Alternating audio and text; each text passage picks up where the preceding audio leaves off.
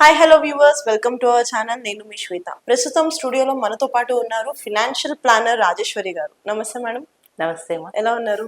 Super, బాగున్నాను. ప్రతి ఒక్కరికి కామన్ ప్రాబ్లం అంటే ఫస్ట్ వచ్చేది ఫినాన్షియల్ ప్రాబ్లమ్స్. కానీ చాలా మంది దాన్ని ఓవర్కమ్ చేయడానికి రాంగ్ స్టెప్స్ తీసుకుంటారు. తెలుసో తెలియక ఏదో ఒక స్టెప్స్ తీసుకుంటారు. అసలు అనాలిసిస్ ఎలా చేయాలంటారు? సో ఫినాన్షియల్ ప్రాబ్లం నిజంగానే ప్రతి ఒక్కరికి ఉంటుంది. అండ్ దీంట్లో ఏంటంటే కాంపిటీషన్ ఎక్కువ. అవును. ఫస్ట్ ఏంటంటే మన కెపాసిటీ ఏంటి, మన ఫైనాన్షియల్ పొజిషన్ ఎంత, మన ఇన్కమ్ అంటే Sources inflow ఏంటి, ఎంత, అసలు ఎంత ఏది ఉంది? అని తెలుసుకోకుండా పక్క వాళ్ళు చేస్తున్నారు, మా ఫ్రెండ్స్ చేస్తున్నారు అనేసి మనం కమిట్ అయిపోతాం. అవును.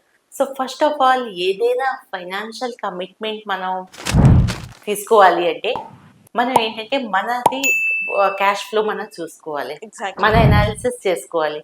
కి నాకు వచ్చే ఇన్కమ్ ఏదైతే ఉందో మంత్లీ వస్తుందా, లేకపోతే నాది ఏదైనా బిజినెస్ ఉందా. సో ఒకసారి నాకు ఏదైనా పర్టికులర్ సీజన్ ఉంటుంది, ఆ సీజన్ లోనే వస్తుంది. సో నేను రిస్క్ తీసుకోగలుగుతాను, నేను ఎంత ఇన్వెస్ట్మెంట్ చేయగలుగుతాను, ఎంత చేస్తే నా ఫ్యామిలీకి సరిపోతుంది. Yes. ఓకే, ఇవన్నీ కూడా ముందు క్యాల్కులేషన్ చేయాలి before starting any kind of investment. అంటే ఓకే, కానీ ఈ ప్లానింగ్ తెలియక చాలా మంది బర్డన్స్ ఫేస్ చేస్తూ ఉంటారు. సో అసలు ఫినాన్షియల్ ప్లానింగ్ అనేది ఎలా చేసుకోవాలి? ప్రతి ఒక్కరికి కూడా ఏదైనా హెల్త్ ఇష్యూ వచ్చిందంటే ఒక డాక్టర్ దగ్గరికి వెళ్ళాలి, Yeah. లీగల్ ఇష్యూ వచ్చిందంటే అడ్వకేట్ దగ్గరికి వెళ్ళాలి, లేదా పిల్లలకి ట్యూషన్ చెప్పించాలంటే ఒక టీచర్ దగ్గరికి వెళ్ళాలి అనేసి తెలుస్తుంది. Yes. కానీ ఫైనాన్షియల్ ప్లానర్ అన్నది కూడా ఒక ప్రొఫెషన్ ఉన్నది, ఓకే, అది చాలా మంది అది ఇంకా చాలా మందికి తెలియదు. Yes, yes. అండ్ ఇది టైం ని బట్టి, ఇంతకు ముందు అయితే ఇంత ఉండేది కాదు.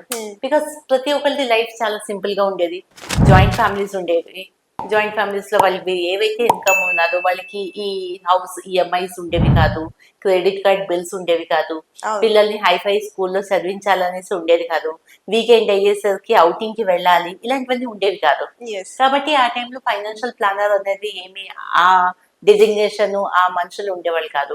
ఓకే. బట్ ఇప్పుడు ఏంటంటే లైఫ్ స్టైల్ అందరివి చేంజ్ అయ్యాయి కాబట్టి మనం ప్రతిదీ ఏదైనా ఈవెంట్ చేయాలి, మనం ట్రావెల్ చేయాలి అంటే ట్రావెల్ ఏజెంట్ ని మనం కన్సల్ట్ చేస్తాం. అలాగే మీకు ఫైనాన్షియల్ ప్లానింగ్ కూడా ప్రాపర్ గా కావాలి అంటే మనం ఏంటంటే ఒక ఫైనాన్షియల్ ప్లానర్ తో వెళ్ళి కలియాలి. సో ఫైనాన్షియల్ ప్లానర్ తో కలిస్తే ఫైనాన్షియల్ ప్లానర్ ఏంటంటే వీళ్ళది ఫస్ట్ క్యాష్ అనాలిసిస్, ఏది ఫైనాన్షియల్ పొజిషన్ ఏంటి ఉన్నది, వీళ్ళకి ఇన్కమ్ ఎంత ఉన్నది, వీళ్ళవి లైబిలిటీస్ ఏంటి ఉన్నాయి, కమిట్మెంట్స్ ఏంటి ఉన్నాయి, ఇవన్నీ కూడా బేస్డ్ ఆన్ దిస్ వాళ్ళు ఏంటంటే మీకు ఫ్యూచర్ లోని మీకు మీ గోల్స్ కి ఎంత అమౌంట్ కావాలి. ఓకే. ఓకే, అండ్ దానికోసం అనేసి మీరు ఇప్పటి నుంచి ఎంత ఇన్వెస్ట్మెంట్స్ చేసుకుంటే మీకు హెల్ప్ఫుల్ అవుతుంది అన్నది గైడ్ చేస్తారు. కాబట్టి ఫైనాన్షియల్ ప్లానర్ అన్నది ప్రతి ఒక్కరికి కూడా చాలా compulsory. Okay, so financial problems లో మెయిన్ గా ఫినాన్షియల్ లిటరసీకి వచ్చేసరికి దాన్ని ఎలా చూసుకోవాలంటారు? ఫైనాన్షియల్ లిటరసీలోని ఇప్పుడు చాలా డిఫరెంట్ ఫైనాన్షియల్ ఇన్వెస్ట్మెంట్ అవెన్యూస్ ఉన్నాయి మనకి మార్కెట్ లో. కొంతమంది వాళ్ళ ఫ్రెండ్స్ దగ్గర చిట్టీలు వేసుకుంటూ ఉంటారు, కొంతమంది ఏమో బ్యాంక్ లోని ఎఫ్డీస్ వేస్తారు, కొంతమంది గోల్డ్ లో పెడతారు, కొంతమంది రియల్ ఎస్టేట్ లో పెడతారు, స్టాక్ మార్కెట్ లో పెడతారు, మ్యూచువల్ ఫండ్స్ లో పెడతారు. ఓకే, సో వీటేంటంటే ఎన్ని మార్కెట్ లోని సేఫ్ అండ్ సెక్యూర్ మనకి ఆప్షన్స్ ఉన్నాయి. అండ్ ఎందులో మనం ఇన్వెస్ట్మెంట్ చేస్తే ఇప్పుడు కొన్ని ఏంటంటే కొంతమంది ఏంటంటే నాకు రిస్క్ అయినా నాకు బెంగలేదు, నేనైతే ఇన్వెస్ట్ చేస్తాను ఎందుకంటే నాకు లాంగ్ టర్మ్ కాబట్టి నాకేం ప్రాబ్లం లేదు అంటారు. కొంతమంది ఏమంటారు, లేదు నాకైతే సేఫ్ మనీ కావాలి, తక్కువ వచ్చినా నాకు 2 పైసలు తక్కువ వచ్చినా కూడా నాకు మనీ సేఫ్ లో ఉండాలి, నేను మనీ సేఫ్ లో ఉండాలి అనేసి. కాబట్టి ఏంటంటే ప్రాపర్ గా వాళ్ళకి అవేర్నెస్ ఉంది అనుకోండి, ఎస్ ఎఫ్డి ఎంత సేఫో మ్యూచువల్ ఫండ్ కూడా అంతే సేఫ్ అన్నది అవేర్నెస్ రావాలి అంటే ఫస్ట్ వాళ్ళు మార్కెట్ లో కొన్ని రీసెర్చ్ చేయాలి. జస్ట్ బికాస్ అవేర్నెస్ లేకపోవడం వల్ల ఇప్పుడు ఇవాళ రేపు ఫోన్ లో కొత్త యాప్స్ అవి వస్తుంటాయి, యూట్యూబ్స్ వీడియోస్, వీళ్ళంతా ఏం చేస్తారంటే యంగ్ బాయ్స్ లేకపోతే చాలా మంది ఫేక్ కాల్స్ వచ్చి సైబర్ క్రైమ్ వల్ల వాళ్ళు ఏంటంటే మనీ ఇన్వెస్ట్మెంట్ చేస్తారు. మనీ ఇన్వెస్ట్మెంట్ చేసి వాళ్ళు ఏమో మోసపోతారు. మోసపోయినప్పుడు మిగతా వాళ్ళకి కూడా భయం పుడుతుంది దాంతో. బట్ స్టిల్ అవేర్నెస్ లేదు ఎవరిలో కూడా, చాలా Awareness మంది ఇంకా లేకపోవడం వల్ల. మోసపోతూనే Yes. ఉన్నారు ఇప్పటికి. దానివల్ల కాబట్టి ఏంటంటే కంప్లీట్ గా ఫైనాన్షియల్ లిటరసీ అన్నది ఉండాలి, తెలియాలి. ఎక్కడెక్కడ ఇన్వెస్ట్ చేస్తే ఇప్పుడు ప్రతిదీ ఇన్వెస్ట్మెంట్ కే ఓకే, కానీ మనం బ్యాంక్ లో మనం ఇన్వెస్ట్ చేస్తుంటే మనకి ఎంత వస్తున్నది? నేను ఇప్పుడు గోల్డ్ కొనుక్కుంటున్నాను, నాకు గోల్డ్ లో రిటర్న్స్ ఎంత ఉన్నది? నేను రియల్ ఎస్టేట్ లో పెడతాను, రియల్ ఎస్టేట్ లోనే నాకు ఎంత రిటర్న్స్ వస్తాయి? నేను అది అమ్మేను అంటే నాకు ఎంత ట్యాక్స్ పోతుంది? అవును. ఓకే, సో ఇవన్నీ కూడా మనం తెలుసుకున్నాకనే ఎనీ కైండ్ ఆఫ్ ఇన్వెస్ట్మెంట్ దాంట్లోకి వెళ్ళాలి.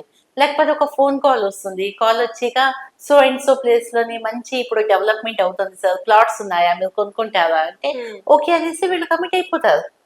తక్కువలో వస్తుంది కదా, లాంగ్ టర్మ్ కి పెట్టుకోవాలి కదా అనేసి. ఇన్వెస్ట్మెంట్ పరంగా ఆలోచిస్తున్నారు, బట్ రిటర్న్స్ ఎలా రిటర్న్స్ ఎలా ఉంటాయి ఉంటాయి, తెలియట్లేదు. ఎంత సెక్యూర్ అది. ఆ ఇప్పుడు కొనేటప్పుడు అయితే చాలా భూమ్ లో ఉన్నది బాగుందట, మనం అమ్మడానికి అనేసి వెళ్ళేసరికి ఉండదు, అంత ఉంటుందా లేదా, డెవలప్మెంట్ నిజంగా వస్తుందా తెలియదు. అలాగే కాల్స్ చేసి సార్ మీరు ఇందులో ఇన్వెస్ట్మెంట్ చేయండి, స్టాక్స్ మంచివి ఉన్నాయి, మేము మీకు గైడ్ చేస్తామంటారు. ముక్కు మొహం తెలియని వాళ్ళు. ఇప్పుడు ఈ రియల్ ఎస్టేట్ లో ప్లాట్ లో అయితే మనకి తెలిసిన చుట్టుపక్కలనే హైదరాబాద్ అంటే సికింద్రాబాద్, మనం ఎక్కడ ఉంటున్నామో నియర్ బై లోనే మనం కొనుక్కుంటాం. కానీ ఇన్వెస్ట్మెంట్ చేసేటప్పుడు మనం ఏ కంపెనీస్ లో చేస్తామో తెలియదు, మనకి ఎవరు కాల్ చేస్తారో కూడా మనకి తెలియదు.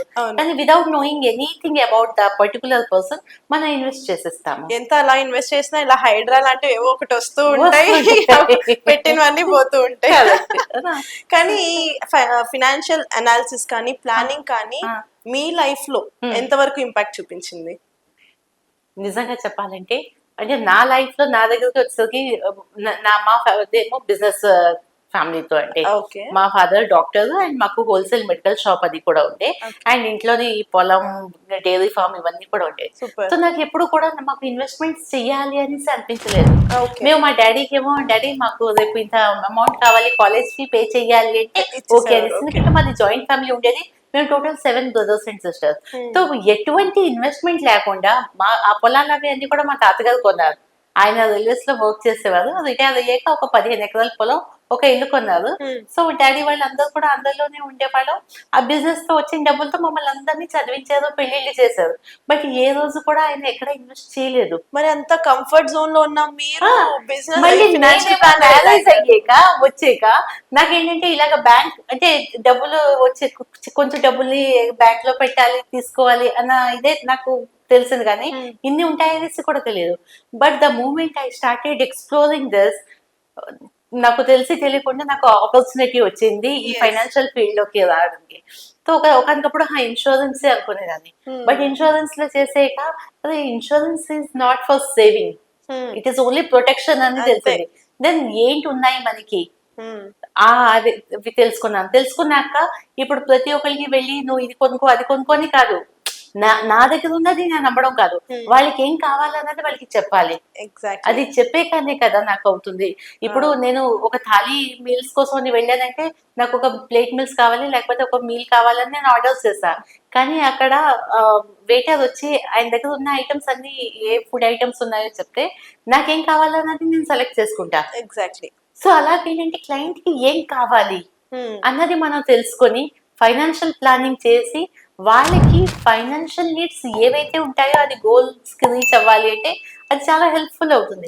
సో నాకు తెలిసింది అది అసలు నిజంగా నాన్న దగ్గర అయితే అసలు ఇన్వెస్ట్మెంట్ చేయకుండానే గడిచిపోయింది. బట్ ఇప్పుడు నేను ఏంటంటే ప్రాపర్ గా నేను ఇన్వెస్ట్మెంట్ చేయలేదు అనుకోండి, వచ్చినట్టే ఖర్చు పెట్టేసుకుంటే నాన్నకైతే గడిచింది, కానీ నాకు పాసిబుల్ కాదు. ఎందుకంటే మేము ఒక విలేజ్ లో ఉండేవాళ్ళం, మాకు ఎటువంటివి కూడా ఖర్చులు ఉండేవి కాదు.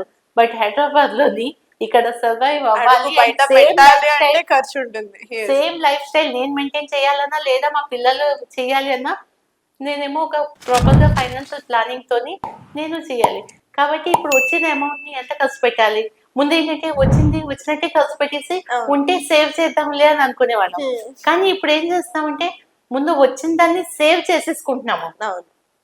సేవింగ్ తో మిగిలిన దాంతో ఈ రోజు మనం వర్క్ చేస్తున్నాము, మనకి మనీ క్యాష్ ఫ్లో ఉంది కాబట్టి నో ప్రాబ్లం, ఇవాళ కష్టపడినా కూడా ఎవరు ఏమి అనరు.